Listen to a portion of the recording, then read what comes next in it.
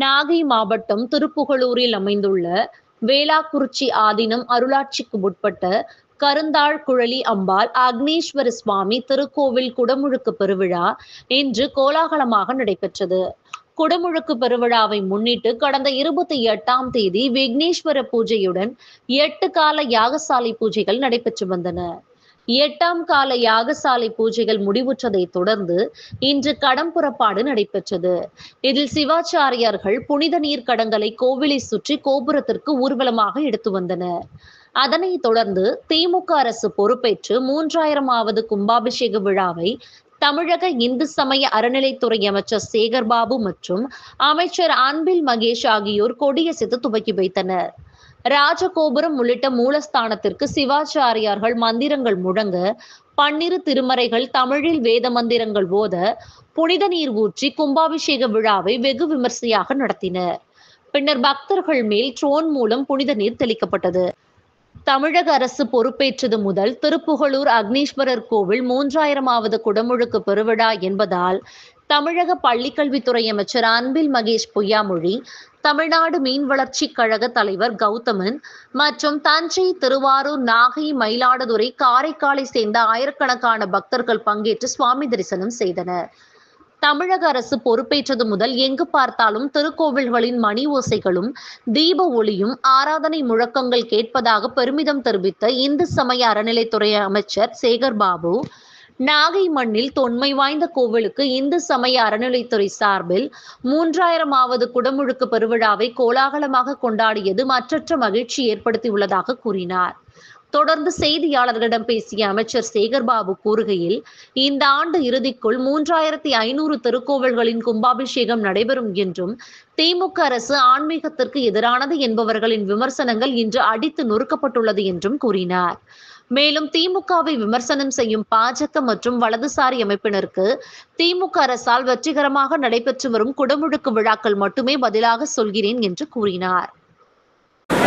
நேற்றைய தினம் திருச்சி மாவட்டத்தில் சுற்றுப்பயணத்தை ஆரம்பித்து முதல் நிகழ்வாக ஸ்ரீரங்கத்தில் பக்தர்கள் தங்கும் விடுதியும், அதைத் தொடர்ந்து திருவானைக்காவலில் ஜம்புலிங்கேஸ்வரர் திருக்கோயிலில்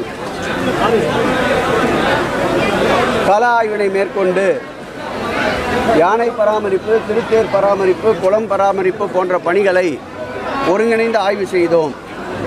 அதைத் தொடர்ந்து திருச்சி அந்தநல்லூரில்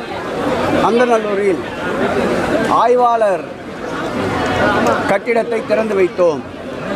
அதைத் தொடர்ந்து பழூர் திருவரங்க வட்டத்தில் அமைந்திருக்கின்ற விஸ்வநாத சுவாமி திருக்கோயிலில் அன்னதான கூடத்தை திறந்து வைத்தோம். தொடர்ந்து லிவனேஸ்வரர் திருக்கோயிலில் செயல் அலுவலர்கள் கட்டிடத்தை திறந்து வைத்தோம். அதைத் தொடர்ந்து இந்த ஆட்சி ஏற்பட்ட பிறகு 6 திருக்கோயிலுடைய கோபுரங்கள் ஒளிரூட்டப்படும் என்று அறிவித்திருந்தோம். அந்த வகையில் நேற்றைக்கு திருச்சி சமயபுரத்தில் 7 நிலை ராஜகோபுரங்களும், அதையொட்டியுள்ள 4 கோபுரங்களும் பிரகாரங்களும் ஒளிரூட்டும் நிகழ்ச்சியை அந்த பகுதியினுடைய நாடாளுமன்ற உறுப்பினர் அருண் அவர்களும் நானும், எங்களுடைய இந்து சமய அறநிலையத்துறை ஆணையாளர் ஸ்ரீதர் அவர்களும் இந்து சமய கோபுரங்களுக்கு ஒளிரூட்டுகின்ற மின்விளக்கு வசதியை தொடங்கி வைத்தோம். அதைத் தொடர்ந்து இன்றைக்கு நட்சத்திர மரங்களை நடுகின்ற நிகழ்வை இன்றைக்கு தொடங்கி வைத்திருக்கின்றோம். இதுவும் சட்டமன்ற அறிவிப்பு. 10 திருக்கோயில்களில் இந்த நட்சத்திர மரங்களை நடுவதென்று அறிவித்திருந்தோம். அதில் ஒன்றாக இன்றைக்கு நம்முடைய உடனுறை நீலாய தாட்சாணி அம்மன் திருக்கோயிலில் அந்த பணியை துவக்கி வைத்தோம். அந்த பணியை தொடர்ந்து அக்னீஸ்வரர் திருக்கோயிலுக்கு 3000வது குடமுழுக்கு நிகழ்விலே இன்றைக்கு பங்கேற்றதில் மற்றற்ற மகிழ்ச்சி அடைகிறோம். இந்த 3000 ஆண்டு திருக்கோயில் என்பது பல்வேறு தரப்பட்ட மக்களின் ஒத்துழைப்பால், நீண்ட நெறிய சட்ட போராட்டத்தால், ஆதீனங்கள் ஒத்துழைப்பால், பக்தர்களின் ஒத்துழைப்பால், அதேபோல் உபயதாரர்களுடைய ஒத்துழைப்பால், இதற்கெல்லாம் மேலாக இந்த ஆட்சி ஆன்மீகத்துக்கு எதிரான ஆட்சி, திராவிட முன்னேற்ற கழகம் ஆட்சி அமைந்தால் ஆன்மீகம் போற்றப்படாது என்று கூறியவர்களுடைய கூற்றை அடித்து சுக்குநூறாக்குகின்ற வகையில் மாண்புமிகு தமிழக முதல்வர் அவர்கள் இந்த துறைக்கு அளித்த சுதந்திரத்தின் காரணமாக இன்றைக்கு 3000 ஆண்டு திருக்கோயிலை இன்றைய தினம் அக்னீஸ்வரர் ஆலயத்தில் நாங்கள் பங்கேற்றதில் பெரும் மகிழ்ச்சி அடைகிறோம். இந்த குடமுழுக்கு நிகழ்விலே இந்த மாவட்டத்துடைய அமைச்சர் அன்பிற்கினிய அன்பில் மகேஷ் பொய்யாமொழி அவர்களும், இந்த மாவட்டத்துடைய செயலாளர், மீன்வள வாரியத்துடைய தலைவர் கௌதம் அவர்களும், இந்து சமய அறநிலையத்துடைய மாவட்ட அறங்காவலர் குழு தலைவர்கள், அதேபோல் இந்த திருக்கோயிலுடைய ஆதீனம் அவர்களும் பங்கேற்று இந்த நிகழ்ச்சியை சிறப்பு சேர்த்ததற்கு எங்களுடைய நெஞ்சார்ந்த நன்றியை தெரிவித்திருக்கின்றோம். தடைகள் பல உண்டென்றால் அதை தகத்தெறியும் தினந்தோள்கள் இந்த ஆட்சிக்கு மதிநுட்பத்தோடு உண்டு என்பதை நிரூபிக்கின்ற வகையில் இன்றைக்கு 3000வது குடமுழுக்கு இந்த ஆலயத்திலே வெற்றிகரமாக நடந்திருக்கின்றது. இதைத் தொடர்ந்து குடமுழுக்குகள் அதிகப்படியாக நடக்கின்ற ஆட்சி என்பதற்கு உதாரணமாக நாளைய தினம் 24 திருக்கோயில்களிலே குடமுழுக்கு நடைபெற இருக்கின்றது. 28ஆம் தேதி 74 திருக்கோயிலில் குடமுழுக்கு நடைபெற இருக்கின்றது. இந்த ஆண்டு இறுதிக்குள்ளாக இந்த 3000ஐ கடந்து 3500 திருக்கோயில்கள் குடமுழுக்கு நடக்கின்ற வகையில் எங்களுடைய பணி அமையும் தொடரும் என்பதை அன்பர்கள், ஆதீனங்கள், அர்ச்சகர் பெருமக்கள், துறை சார்ந்த எங்களுடைய செயலாளர் மணிவாசகம், துறையினுடைய ஆணையாளர் ஸ்ரீதர் அவர்கள், துறையினுடைய இணை ஆணையாளர் அன்பிற்கினிய பழனி திருமகள், அதேபோல் அரிப்பிரியா, நம்முடைய துறையினுடைய இணை ஆணையாளர்கள், கூடுதல் ஆணையாளர்கள் அன்பிற்கினிய கவிதா, அதேபோல் வான்மதி, ஜெயராமன் போன்றவர்கள் துணையோடு இந்த பணிகளை தொடர்ந்து மேற்கொள்கிறோம். தமிழ் புலவர் ஒழுக்கத்தையும் அறத்தையும் போதித்த துளசியாப்பட்டினத்தில் அமைந்திருக்கின்ற ஔவையார் மண்டபத்தை முழு பொலிவு பெற வைக்க மாண்புமிகு தமிழக முதல்வர் உத்தரவிட்டிருந்தார். அந்த வகையிலே 18 கோடி ரூபாய் மதிப்பீட்டில் அந்த ஔவையார் மண்டபம் கட்டுகின்ற பணி நடந்து கொண்டிருக்கின்றது. அதையும் தற்போது நான் ஆய்வினை மேற்கொள்ள இருக்கின்றேன். இப்படி ஔவையாருக்கு, திருவள்ளூருக்கு, சேக்கிழாருக்கு, ஆன்றோர் பெருமக்களுக்கு, அங்காங்கே ஜீவ சமாதி ஆகியிருக்கின்ற சித்தர்களுக்கு, சான்றோர்களுக்கு விழா எடுத்து அவர்களுக்கு பெருமைக்கு பெருமை சேர்க்கின்ற ஆட்சியாக இந்த திராவிட மாடல் ஆட்சி திகழ்வது அவர்களை வணங்குகின்ற அனைவரும் இந்த முதல்வரை மனதார பாராட்டுகிறார்கள், புகழ்கிறார்கள். இந்த புகழும் பாராட்டுகளும் துறைக்கு மென்மேலும் ஆக்கத்தையும் ஊக்கத்தையும் அளித்து இது போன்ற நற்பணிகளில் தொடர்ந்து செயலாற்றுவோம். 3000 கோயில் ஒட்டுமொத்தமாக இந்த ஆட்சி ஏற்பட்ட பிறகுதான் இதுவரையில் மானியம் என்று எடுத்துக்கொண்டால் அரசு 425 கோடி ரூபாயை 1000 ஆண்டுகள் திருப்பணிக்கு மாத்திரம் ஒதுக்கி இருக்கின்றது. இன்றைய தினம் நாங்கள் பங்கேற்ற இந்த திருக்கோயில் கூட 1000 ஆண்டுகளுக்கு மேற்பட்ட 2 தெய்வங்கள் ஒரு சேர இருக்கின்ற சன்னதி. இப்படி 1000 ஆண்டுகளுக்கு மேற்பட்ட திருக்கோயில் மாத்திரம் இதுவரையில் 54 திருக்கோயில்களுக்கு குடமுழுக்கு நடைபெற்றிருக்கின்றது. ஆண்டுதோறும் அரசு வழங்குகின்ற திருக்கோயிலுடைய பராமரிப்பு நிதி என்பது 3 கோடியில் இருந்ததை 6 கோடி ஆக்கிய அரசு இந்த அரசு இந்த ஆண்டு 10 கோடி ரூபாயை ஆண்டு முழுவதும் நலிவுற்றிருக்கின்ற திருக்கோயில் குடமுழுக்கு அளித்திருக்கின்றது. அதோடு மட்டுமல்லாமல் அன்னதானம், ஒருகால பூஜை, அதேபோல் கிராமப்புற திருக்கோயில்கள் திருப்பணி, ஆதிதிராவிடர் பகுதியிலே வசிக்கின்ற ஆதிதிராவிடர் பகுதியிலே இருக்கின்ற திருக்கோயில்களுக்கென்று இதுவரையில் அரசு மானியமாக வழங்கியிருக்கின்ற ரோப்கார் உட்பட அரசு மானியமாக வழங்கியிருக்கின்ற தொகை சுமார் 1000 கோடியே 1008 கோடி ரூபாயை இதுவரையில் அரசு மானியமாக வழங்கியிருக்கின்றது. திராவிட மாடல் ஆட்சியில் இவ்வளவு பெருந்தொகை இதுவரையில் எந்த ஆட்சியிலும் வழங்கப்படவில்லை என்பதை பெருமிதத்தோடு தெரிவித்துக் கொள்கிறோம். பைபிளிலே சொல்லது போல் கேளுங்கள் தரப்படும், தட்டுங்கள் திறக்கப்படும் என்ற வாசகத்திற்கு இணையாக ஆட்சி செய்கின்ற எங்களுடைய முதல்வர் இன்னும் கூடுதலாக நிதி வேண்டுமென்றாலும் திருக்கோயிலுடைய பராமரிப்பிற்கும் 1000 ஆண்டுகள் பழமையான திருக்கோயில் நம்ம மன்னர்கள் நமக்கு விட்டு சென்ற பொக்கிஷத்தையும் பாதுகாக்க நிதி தர தயாராக இருக்கின்றார். ரொம்ப நேரம் பதவிகளை இந்துக்களுக்கு எதிரான கட்சி பாஜக அவர்களுக்கு பதில் என்பது இந்த மூடமுழுக்குத்தான் அவர்களுக்கு பதிலாக இருக்கும். இந்து சமய அறநிலைத்துறையை பொறுத்தளவில் அதை கையில் எடுத்து அந்த ஆயுதத்தை தான் பயன்படுத்த நினைத்தார்கள். இந்த ஆட்சியுடைய செயல்பாடுகள், முதலமைச்சருடைய செயல்பாடுகள் கூர்மழுங்கி நிற்கின்ற ஆயுதமாக இன்றைக்கு அவர் கையிலே இருக்கின்றது. நாட்டு மக்கள், குறிப்பாக இறை என்பர்கள் இந்த ஆட்சியை போல் எந்த ஆட்சியிலும் பக்தர்கள் நலன் பாதுகாக்கப்படவில்லை என்று சொல்லுகிறார்கள். அந்த பக்தர்களே அவர்கள் கூற்றுக்கு சாட்சியாக இருக்கின்றார்கள், பதிலாக இருக்கின்றார்கள். கோயிலுக்கு வந்து நிதி வந்து ஒதுக்காம ஆதி திராவிடர் கோயிலுக்கு அரசு ஒதுக்கக்கூடிய நிதி வந்து நாகை மாவட்டத்தில் வந்து இன்னும் ஒதுக்கப்படாம இருக்கு. நீ குறிப்பிட்டு சொன்னீங்கன்னா நான் அதை பொறுப்பேற்றுக்கிறேன். இதுவரையில் இந்த ஆட்சி ஏற்பட்ட பிறகு ஆதி திராவிடர் மற்றும் ஆதி திராவிடர் அல்லாமல் இருக்கின்ற திருக்கோயிலுக்கு 1000 திருக்கோயில் என்று கடந்த காலங்களில் திருப்பணி மேற்கொள்ளப்பட்டது. அப்படி என்றால் இது 1000, ஆதி திராவிடர் பகுதி 1000, 2000 கோயிலுக்கு ஏற்றுக்கொள்ளப்பட்டது. கடந்த 10 ஆண்டுகளில் ஒட்டுமொத்தமாகவே 4000 திருக்கோயிலுக்குத்தான் அந்த நிதியை வழங்கியிருக்கின்றார்கள். ஆனால் இந்த திராவிட மாடல் அரசு ஏற்பட்ட பிறகு 1000 என்றிருந்த ஆதி திராவிடர் திருக்கோயில் திருப்பணியை 1250 என்று ஏற்றுக்கொண்டோம். 1000 என்றிருந்த கிராமப்புற திருக்கோயிலுடைய திருப்பணிகள் 1000 என்றிருந்ததை 1250 என்று ஏற்றுக்கொண்டோம்.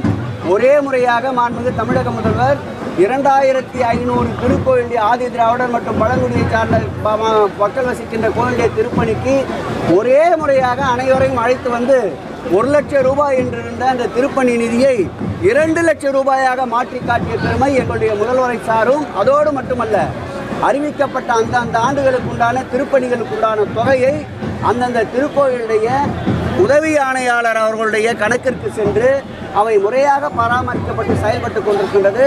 அந்த வகையில் இந்த ஆட்சி ஏற்பட்ட பிறகு 1 லட்சத்தை 2 லட்சமாக்கி, 2 லட்சத்தை 2.5 லட்சமாக்கி, 2.5 லட்சத்தை 3 லட்சத்திற்கு மாண்புமிகு தமிழக முதல்வர் ஒப்புதல் அளித்திருக்கின்றார்கள். 10,000 திருக்கோயில்களுக்கு ஆரம்ப ஆர்ப்பாட்டம் இல்லாமல் அமைதியாக குடமுழுக்கள் நடைபெற்றுக் கொண்டிருக்கின்றன. நம்முடைய நிருபர் சொல்லிய திருக்கோயிலுக்கு உடனடியாக அப்படி நிதி வழங்கவில்லை என்றால் நிதி வழங்கப்படும். நிச்சயமாக சொல்லுகிறேன், விடுபட்டிருக்காது, வழங்கியிருப்பார்கள். இன்னும் எங்களிடம் நிதி இருக்கின்றது. திருக்கோயிலுடைய பட்டியல் தான் தேவை. ஊடக நண்பர்கள் அப்படி இருந்தால் எங்களுக்கு வாட்ஸ்அப் மூலமாக அனுப்பினால் கூட அதற்குண்டான நிவாரணம் கிடைக்கும். நன்றி.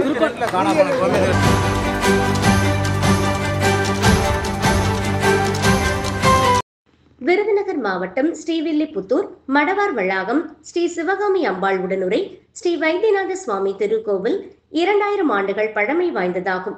இக்கோவில் தென் தமிழகத்தில் முதன்மை பெற்றதாகும்.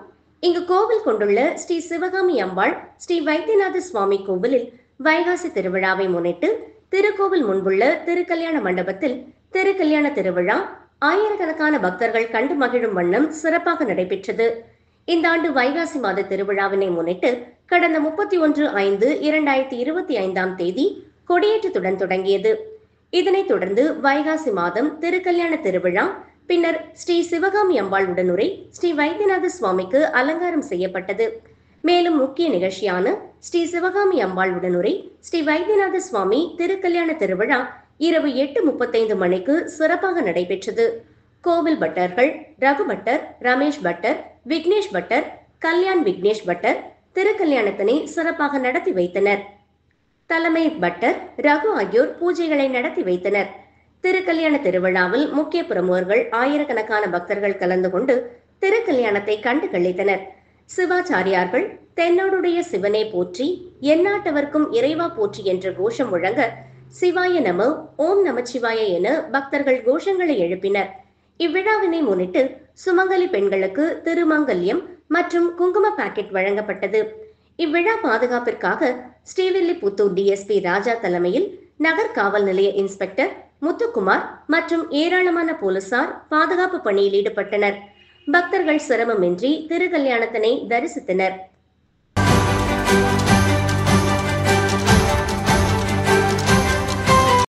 வடலூர் ஆபத்தாரணபுரம் கிராமத்தில் பிரசித்தி பெற்ற பச்சை வாழியம்மன் கோவில் உள்ளது.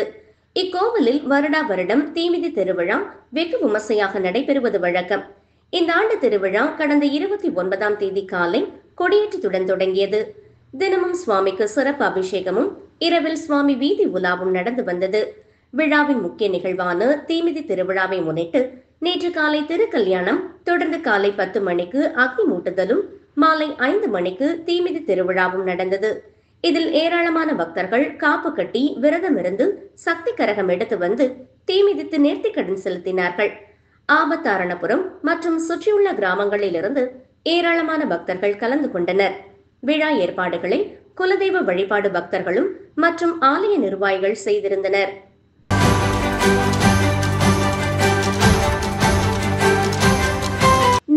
திவ்ய தேசங்களில் 47வது தேசமாக மதுரை பெரியார் பேருந்து நிலையம் அருகே அமையப்பட்டுள்ள அருள்மிகு கூடலழகர் பெருமாள் திருக்கோவிலில் வைகாசி பெருந்திருவிழா கடந்த 2ஆம் தேதி கொடியேற்றத்துடன் கோலாகலமாக தொடங்கிய நிலையில் வியூக சுந்தரராஜ பெருமாள் ஒவ்வொரு நாளும் விசேஷ வாகனங்களில் எழுந்தருளி பக்தர்களுக்கு காட்சியளித்து வீதி உலா வந்த வேளையில் 5ஆம் நாள் திருவிழாவான நேற்று சுவாமி திண்டுக்கல் மெயின்ரோடு பகுதியில் அமையப்பட்டுள்ள ஆஞ்சநேயர் கோவிலில் திருமஞ்சனம் மற்றும் சிறப்பு தீபாராதனைக்கு பிறகு சேஷ வாகனத்தில் எழுந்தருளி பக்தர்களுக்கு காட்சியளித்தார். தொடர்ந்து வீதி உலா வந்து திருக்கோவில் வந்தடைந்தார். முன்னதாக சிறப்பு பூஜைகளுக்கு பிறகு பக்தர்களுக்கு கோவில் பிரசாதம் மற்றும் துளசி தீர்த்தம் உள்ளிட்டவைகள் வழங்கப்பட்டது.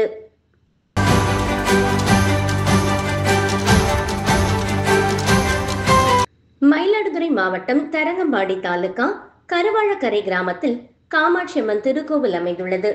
இக்கோவிலில் தீமிதி திருவிழாவிற்கான கொடியேற்றம் கடந்த 28ஆம் தேதி நடைபெற்றது. பின்னர் சுவாமி வீதி உலா மற்றும் சிறப்பு அபிஷேகம் உள்ளிட்டவை தொடர்ச்சியாக நடைபெற்ற நிலையில் விழாவின் முக்கிய நிகழ்வான தீமிதி உற்சவம் இன்று வெகு விமர்சையாக கொண்டாடப்பட்டது. இதனை முன்னிட்டு விரதமிருந்த பக்தர்கள் காவிரி ஆற்றங்கரையிலிருந்து கங்கணம் கட்டிக்கொண்டு ஊர்வலமாக மேள வாத்தியங்கள் முழங்க ஆலயத்தை வந்தடைந்தனர். பின்பு ஆலயத்தில் அமைக்கப்பட்டிருந்த தீக்குண்டத்தில் இறங்கி விரதமிருந்த ஏராளமான பக்தர்கள் தீமிதித்து தங்களது நேர்த்திக் கடனை செலுத்தினர். இதில் திரளான பக்தர்கள் கலந்து கொண்டு சுவாமி தரிசனம் செய்தனர்.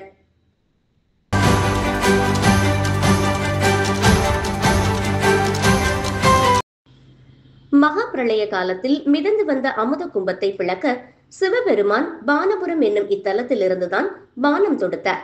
பானம் தொடுத்த இடமாதலால் இது பானாதுரை என்ற பெயர் பெற்றது. இறைவன் பானபுரேஸ்வரர், இறைவி சோமகலாம்பாள். மாநகரின் ஈசானிய பாகத்தில் அமைந்துள்ளது.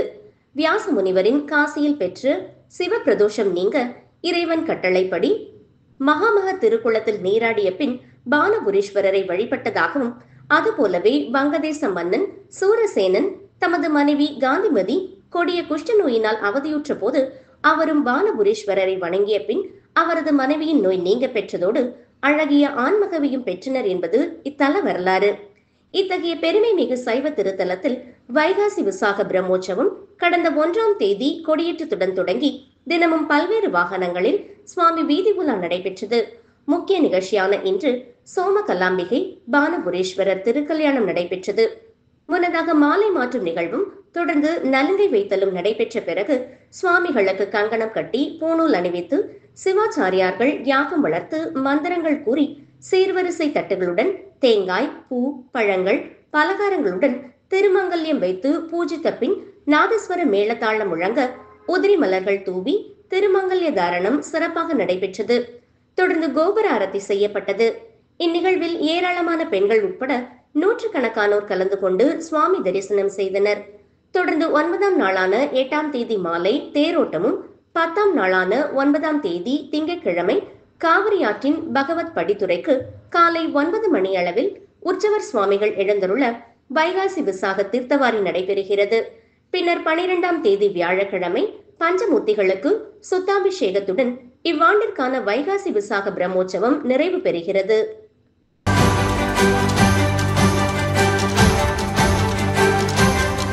கும்பகோணம் அருகே உள்ள பட்டீஸ்வரம் ஞானாம்பிகா சமேத தேனுபுரேஸ்வரர் சுவாமி திருக்கோவில் அன்னை பராசக்தி தவம் செய்ததும் சோழ மன்னர்களின் காவல் தெய்வமான துர்க்கை வடக்கு நோக்கி தனி சன்னதி கொண்டு 8 கரங்களுடன் விஷ்ணு துர்க்கையாகவும் லட்சுமி துர்க்கையாகவும் அருள் பாலிக்கின்றார்.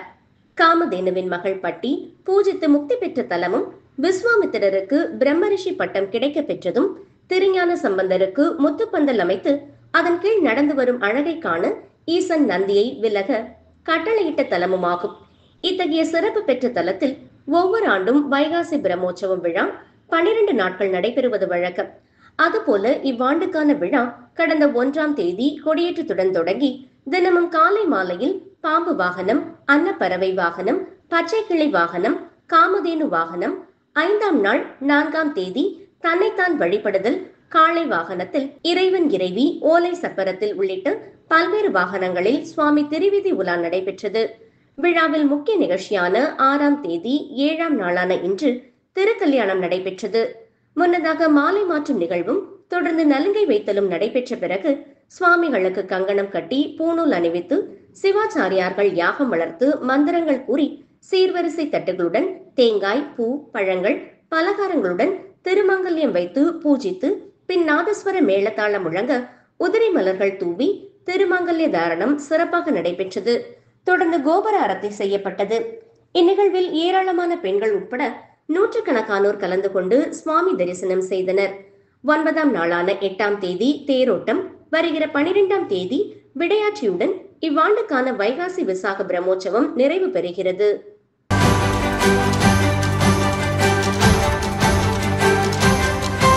காஞ்சிபுரம் மாநகராட்சிக்குட்பட்ட வெளிங்கப்பட்டறை பகுதியில் உள்ள ஸ்ரீ சக்தி விநாயகர் கோவில் சிதலமடைந்து இருந்த நிலையில் கோவில் நிர்வாகி சார்பில் கோவில் புனரமைப்பு பணிகள் நிறைவடைந்த நிலையில் 18 ஆண்டுகளுக்கு பின்பு பூரண கும்ப மகா கும்பாபிஷேகம் இன்று நடைபெற்றது. இத்திருக்கோவிலில் இன்று மகா கும்பாபிஷேகம் விழாவானது வெகு விமர்சையாக நடைபெற்றது.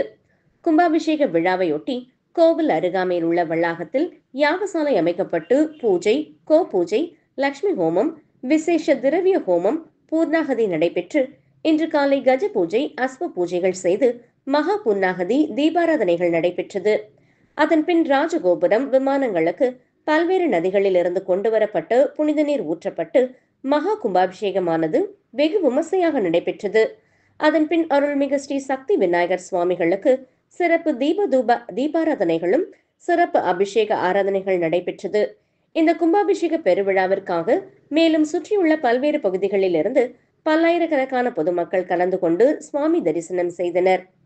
கும்பாபிஷேகம் நடைபெற்று கலசத்தில் ஊற்றப்பட்ட புனித நீரை பக்தர்கள் தெளித்துக் கொண்டனர். பொதுமக்கள் அனைவருக்கும் அருட்பிரசாதங்களும் அன்னதானங்களும் வழங்கப்பட்டது. மகா கும்பாபிஷேக பெருவிழாவில் பாஜக முன்னாள் மாவட்ட துணைத் தலைவர் செந்தில்குமார் அவர்கள் சிறப்பு அழைப்பாளராக பங்கேற்று தரிசனம் மேற்கொண்டார்.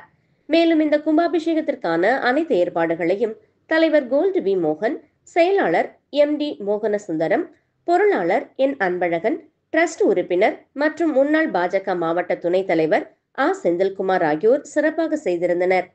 மூத்த வழக்கறிஞர் கார்த்தி, மேலும் ஸ்ரீ சக்தி விநாயகர் கோவில் டிரஸ்ட் உறுப்பினர் கௌரவ தலைவர் ராஜா கோபாலன், கௌரவ ஆலோசகர் சேகரன், துணைத் தலைவர் SS பன்னீர்செல்வம், ஜெயலட்சுமி, நாராயணன், பிரியா, சிவராமன், ஆறுமுகம், டி வெங்கட்ராமன், மேல்மலுவத்தூர் தலைமை செயற்பொறியாளர் ஓம் சக்தி கந்தன் மற்றும் பொதுமக்கள், பக்தர்கள் ஏராளமானோர் பங்கேற்றனர்.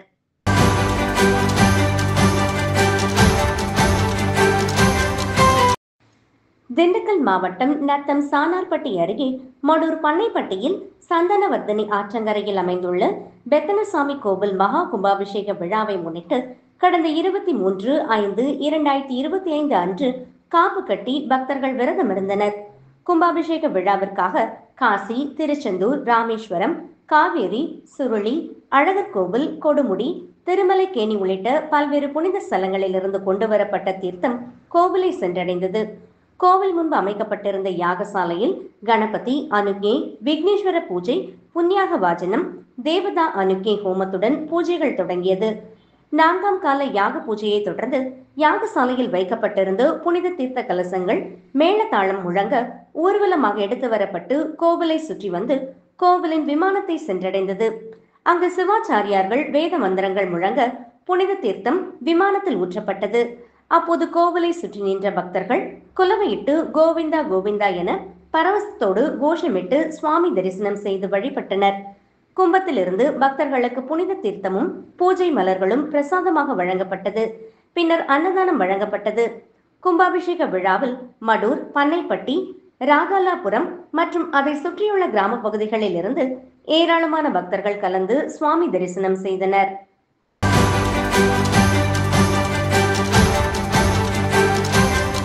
கடலூர் ஆனைக்குப்பத்தில் உள்ள ஸ்ரீ ஸ்ரீ ராகவேந்திர சுவாமிகளின் ரித்திகா பிருந்தாவனம் கும்பாபிஷேகத்தினை முன்னிட்டு கடந்த 4/6/2025 அன்று ஸ்ரீ மகா கணபதி பூஜையுடன் துவங்கி 5/6/2025 வியாழன் அன்று மகா பூர்ணாகதி, விமான கும்பாபிஷேகம், ஸ்ரீ லட்சுமி ஹயகிரீவர், ஸ்ரீ ஆஞ்சநேயர் மற்றும் ஸ்ரீ ஸ்ரீ ராகவேந்திர சுவாமிகளின் ரித்திகா பிருந்தாவனம் அஷ்டபந்தன மகா கும்பாபிஷேகம் மற்றும் பிராண பிரதிஷ்டை நடைபெற்றது.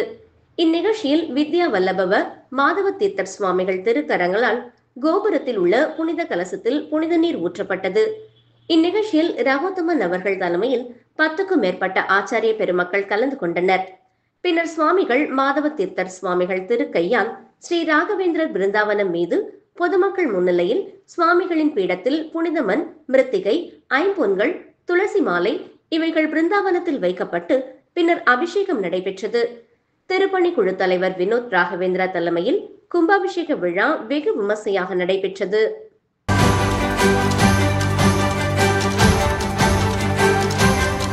நாமக்கல் மாவட்டம் மோகனூர் அக்ரஹாரத்தில் உள்ள அருள்மிகு கல்யாண பிரசன்ன வெங்கட்ரமண பெருமாள் ஆலயத்தில் வைகாசி மாத சித்திரை நட்சத்திரத்தினை முன்னிட்டு சக்கர தாழ்வாருக்கு சுதர்சன கூட்டு வழிபாடு நிகழ்வு மிக சிறப்பாக நடைபெற்றது. முன்னதாக சிறப்பு யாக வேள்விகள் அமைத்து யாகம் பூர்ணாகதியுடன் நிறைவுற்று தனி சன்னதியில் உள்ள ஸ்ரீ சக்கர தாழ்வார் மற்றும் உற்சவர் சக்கர தாழ்வாருக்கு பஞ்சாமிர்தம், தேன், பால், தயிர், மஞ்சள், திருமஞ்சனம் மற்றும் கலச அபிஷேகம் செய்யப்பட்டு பின்னர் அலங்காரம் செய்யப்பட்டு நட்சத்திர தீபம் உட்பட மகா தீபம் காண்பிக்கப்பட்டது. அப்போது ஸ்ரீ சக்கர தாழ்வாருக்கு துளசி மற்றும் நறுமண மலர்களால் அர்ச்சனை செய்யப்பட்டது. இதில் ஏராளமானோர் தரிசனம் பெற்று சென்றனர். அனைத்து விதமான சங்கடங்களை நீக்கும் ஸ்ரீ சக்கர தாழ்வார் சுதர்சன கூட்டு வழிபாட்டில் ஏராளமானோர் தரிசனம் பெற்று சென்றனர்.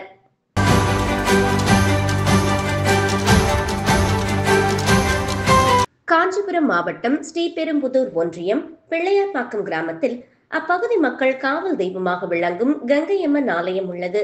இந்த ஆலயத்தில் மழை வேண்டியும் உலக மக்கள் நன்மைக்காகவும் ஊராட்சி மன்ற தலைவர் காயத்ரி வெங்கடேசன், அதிமுக ஒன்றிய இளைஞரணி செயலாளர் பிள்ளையார்பாக்கம் வெங்கடேசன் ஆகியோர் தலைமையில் அப்பகுதி கிராம மக்களுடன் இணைந்து கங்கையம்மன் ஆலய குள்வார்த்தல் திருவிழாவும் அதனை முன்னிட்டு அம்மன் கரக வீதி உலாவும் நேற்று நடைபெற்றது. நடன கலைஞர்கள் நடனமாடி பேண்ட் வாத்தியம் முழங்க வெகு விமர்சையாக நடைபெற்ற இந்த கரக வீதி உலாவின் போது ஒவ்வொரு வீட்டிலும் பாரம்பரிய முறையாக பழங்கள், பலகார வகைகள், குளிர்பானம் ஆகியவை சீர்வரிசையாக வைத்து அம்மனை சுற்றி வந்து வழிபட்டனர். மேலும் இவ்விழா ஏற்பாடுகளை ஊராட்சி மன்ற தலைவர் காயத்ரி வெங்கடேசன் மற்றும் அதிமுகவின் ஒன்றிய இளைஞரணி செயலாளர் பிள்ளையார்பாக்கம் வெங்கடேசன் ஆகியோர் சிறப்பாக செய்திருந்தது அப்பகுதி பொதுமக்கள் மற்றும்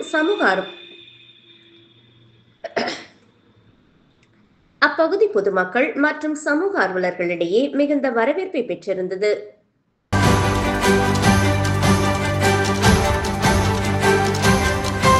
நகரேஷு காஞ்சி என போற்றப்படும் காஞ்சிபுரத்தில் உலக பிரசித்தி பெற்ற சக்தி ஸ்தலங்களில் ஒன்றான காஞ்சி காமாட்சி அம்மன் ஆலயத்தில் வைகாசி மாத வெள்ளிக்கிழமையை ஒட்டி தங்கத்தேர் உற்சவம் நடைபெற்றது.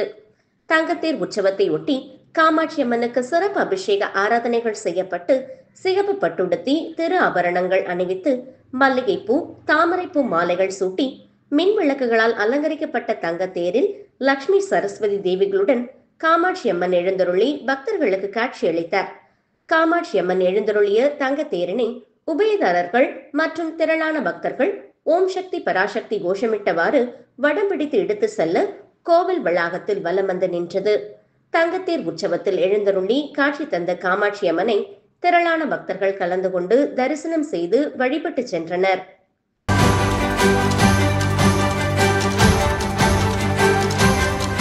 தஞ்சாவூர் மாவட்டம் பாபநாசம் அருகே நெடுஞ்சேரியில் எழுந்தருளியுள்ள ஸ்ரீ மதுரகாளியம்மன் ஆலய பால்குட திருவிழா வெகு விமர்சையாக நடைபெற்றது. திருவிழாவை முன்னிட்டு திருக்கருக்காவூர் வெண்ணாற்றங்கரையிலிருந்து பக்தர்கள் 200க்கும் மேற்பட்டோர் பால்குடம், காவடி எடுத்து மேல தாளங்கள் முழங்க முக்கிய வீதிகள் வழியாக கோவிலை வந்தடைந்தனர்.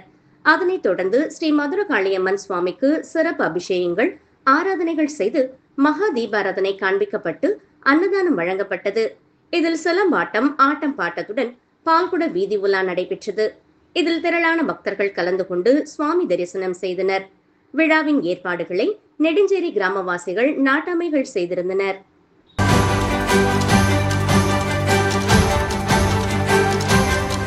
தேனி அருகே ஆண்டிப்பட்டி தாலுகாவில் அரப்படி தேவன்பட்டி கிராமத்தின் அருகே சூரிய பகவான் ருத்ரபூலிங்கம் திருக்கோவில் அமைந்துள்ளது. இந்த திருக்கோவில் வளாகத்தில் 108 அடி உயரமுள்ள சிவலிங்கேஸ்வரரும் 216 சிவலிங்கேஸ்வரரும் அமைந்துள்ள நிலையில் மகிழ மரத்துக்கு அடியில் சூரிய பகவான் ருத்ரபூலிங்கேஸ்வரர் மூலவராக விளங்கி பக்தர்களுக்கு அருளாசி வழங்கி வருகிறார். மேலும் இத்திருக்கோவிலில் அமாவாசை, பௌர்ணமி மற்றும் முக்கிய தினங்களில் சிறப்பு பூஜைகளும் சிறப்பு ஆராதனைகளும் நடைபெற்று வரும் நிலையில் வெள்ளிக்கிழமை தோறும் அருள்வாக்கு கூறும் நிகழ்வும் நடைபெற்று வருகிறது. இதனால் இத்திருக்கோவிலுக்கு தினசரி ஏராளமான பக்தர்கள் வருகை புரிந்து அருள்வாக்கு பெற்று சுவாமி தரிசனம் செய்து வருகின்றனர். இந்த திருக்கோவிலுக்கு தரிசனம் செய்து வரும் நிலையில் பக்தர்களுக்கு கேட்ட வரம் கிடைப்பதனால் பக்தர்கள் வெள்ளிக்கிழமை மற்றும் முக்கிய தினங்களில் வருகை புரிந்து சுவாமி தரிசனம் செய்து வருகின்றனர். இந்நிலையில் ஏகாதசியை முன்னிட்டு சூரிய பகவான் ருத்ரபூலிங்கேஸ்வரருக்கு முற்றோதல் நிகழ்ச்சி நடைபெற்றது. பல மணி நேரம் நடைபெற்ற இந்த முற்றோதல் நிகழ்ச்சியில் லிங்கேஸ்வரர் பற்றிய வரலாறு கூறி பல்வேறு பாடல்கள் பாடப்பட்டன. தொடர்ந்து ருத்ரலிங்கேஸ்வரருக்கு சிறப்பு பூஜைகளும் சிறப்பு ஆராதனைகளும் நடைபெற்றன. இந்த சிறப்பு பூஜையில் ஏராளமான பக்தர்கள் பங்கேற்று சுவாமி தரிசனம் செய்தனர். இந்த திருக்கோவிலுக்கு வருகை புரிந்த பக்தர்கள் அனைவருக்கும் அன்னதானம் வழங்கப்பட்டது.